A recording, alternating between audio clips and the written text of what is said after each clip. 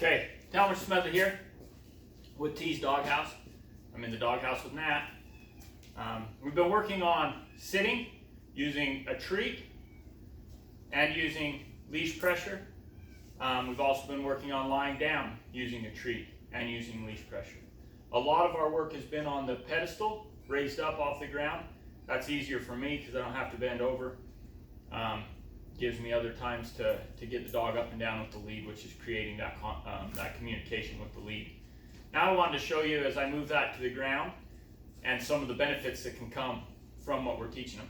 If you can see that Nat now, if you were here all the time, you would see that Nat wanted to be bouncing off the end of the leash and running around, very excited, lots of energy, really a fun dog.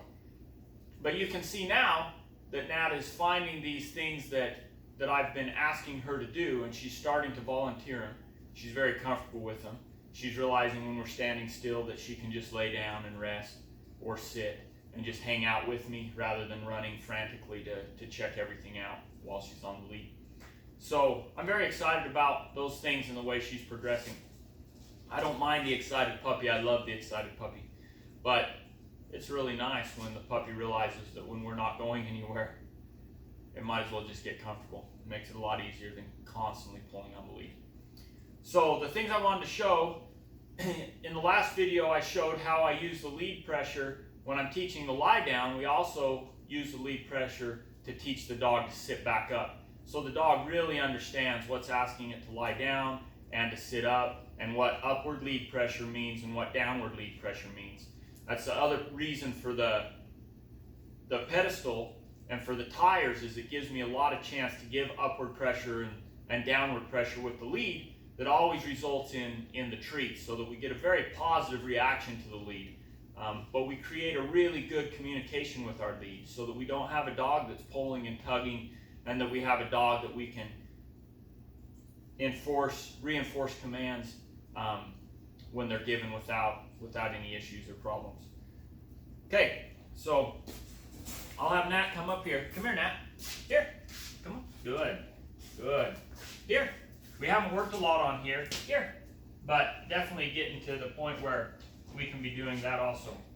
So Nat's volunteering to sit there. A little bit upward lead pressure.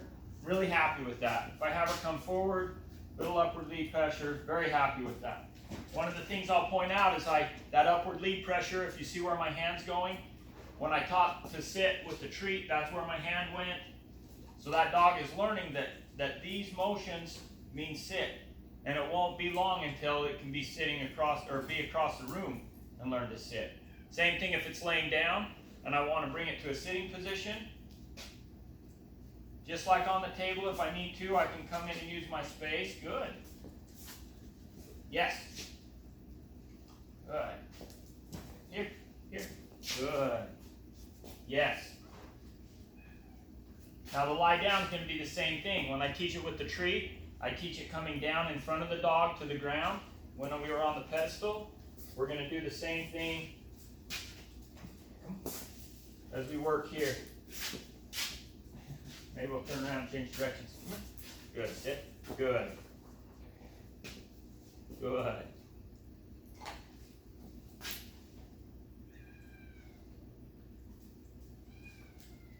Yes. Yes. Another thing I'll point out is that I was holding the treat in my hand. Now I'm asking for the maneuver, and then I'm going for the treat, so that I know that I'm getting what I want from the lead pressure, and not just because they know I have the treat in my hand. Come on, Nat. Come on. Good girl. Good girl. Sit. Here. Here. Sit. Yes. Yes.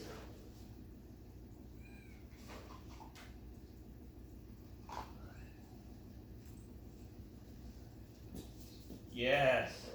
That's very good. Obviously working off just a little bit of pressure from the lead and also from my hand signals. Come here. Good.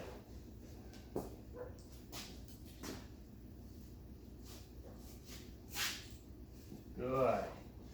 That was all hand signal. Yes. Yes.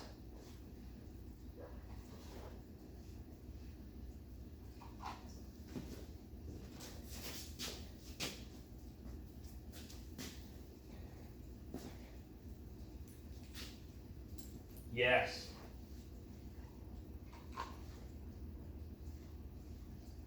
By feeding these treats, separated out over a period of time, we also instill in the animal to maintain the position that it has, waiting for another treat.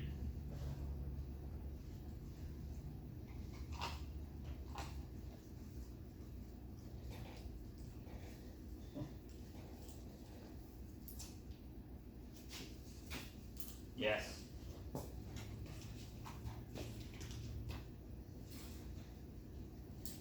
Yes.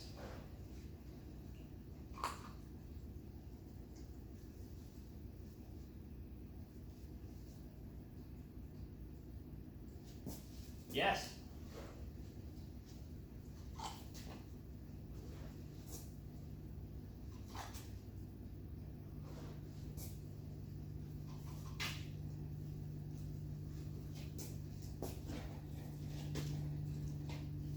Yes.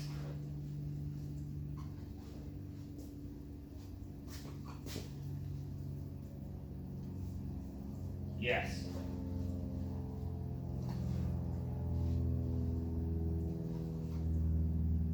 Okay, hopefully that gives you a little bit more idea of what I do to help these dogs really understand how to use a lead. This is just great, great communication. Sets us up in situations where we can always make sure we get what we're looking for. Opposed to asking and asking and asking and needing a treat to ask. We end up with a dog that can follow the lead pressure, that's looking to follow the lead pressure, and that we could sit down or lay down without any issues. Thanks for joining me today, and we'll see you next time.